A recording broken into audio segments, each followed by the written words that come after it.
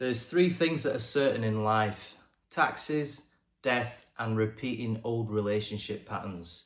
In this video, I want to talk about something that we do unconsciously. A famous psychologist called Jung actually explained why we do this.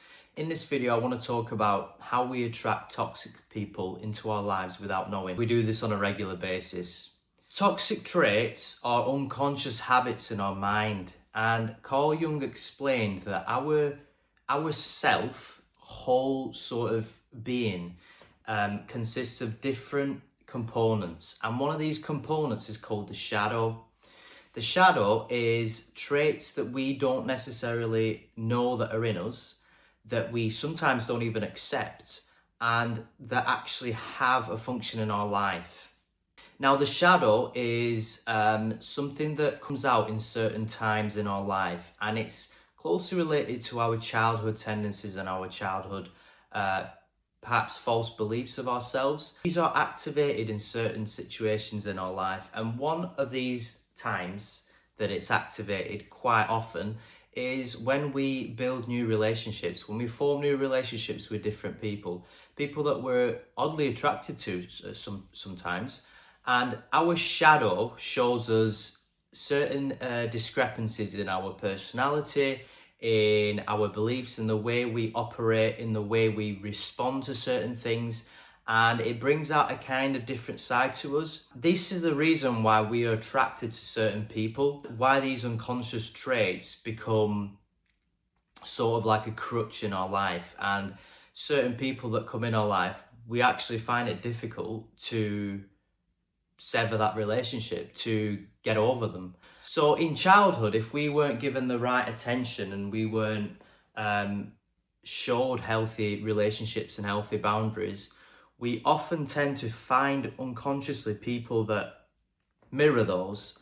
And what happens is we project our unconscious traits and we project our insecurities on other people. This is all done unconsciously, because when we have an insecurity or something that we can't see, what often happens is these unconscious traits and these sort of bad behaviors and things that essentially make us who we are placed onto another person, and this other person is then identified with these traits, and they can see that. They also have a response to that.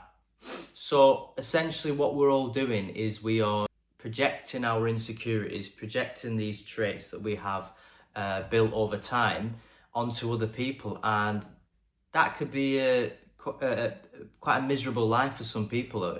It can be a good thing as well, because we can find out in ourselves what needs work, and that's where you do shadow work. That's where you work with a therapist, with somebody who can help you out. If you be honest with them, and then the person that you've met can be honest with you, that will be invaluable, because then you'll know what's lacking in your life, what needs changing. You know exactly what your shadow is and who you are in a different light, essentially. That is so important for somebody who is trying to improve their life, somebody who's trying to get better and to find a sort of a new meaning in life.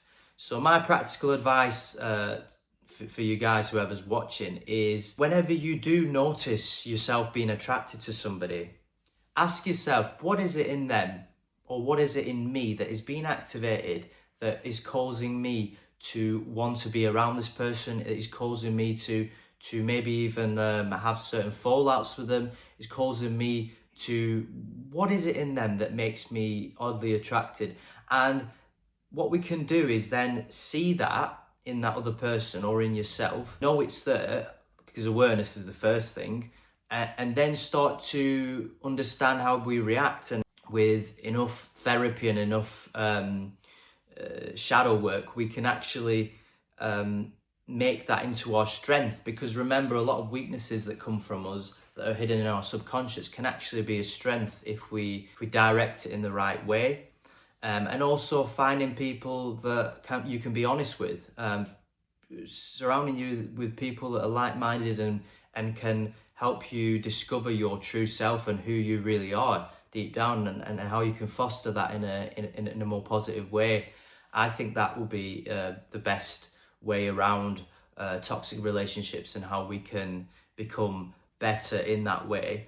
And also understanding that it's okay that you might be surrounded in sometimes with toxic people with toxic traits. You can still be friends or have relationships with people with toxic traits, and not get too close with them. That's another thing that you can do. Possibly just getting out there and understanding what you truly like in life, because a lot of people are quite lost in terms of how they live their life and what they enjoy. And you could have new hobbies, and you could find out and explore new things about you that will help you engage with different people that you might never have engaged with in your life. And that kind of leads me to my next point, that you can be attracted to certain people, and they might not even be that interesting to you. You might just feel safety around them.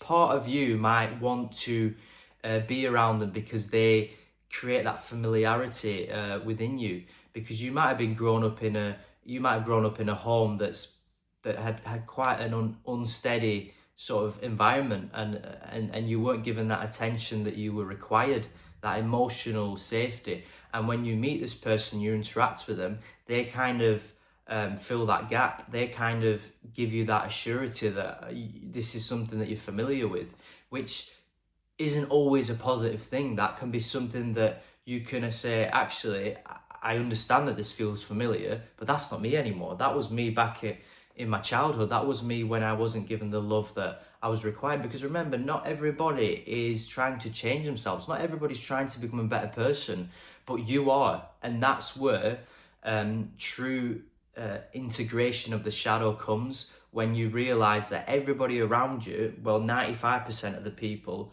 are not trying to better the life like you are. So what happens is you feel that familiar and safety feeling around them, but you realize that's actually the old me. That's not me anymore. The new me is being around people that can challenge me, being around people that can take me to that next level, that can help me understand myself and help me truly work that magic that is hidden within me. And that is what Carl Jung talked about when he mentioned integrating the shadow. It's knowing it's there, it's being aware, and at the same time wanting to change and become a better person, and putting that shadow out into the light and making it your light. So because remember, shadow is created because something's blocking the light, and that light is struggling to pass through. So what's happening is your light is being dimmed. So make sure your light isn't dimmed. Make sure you can be around the people that challenge you, that make you into a better person, that foster healthier relationships and creating better boundaries in your life. Thanks for watching. I'll see you in the next one.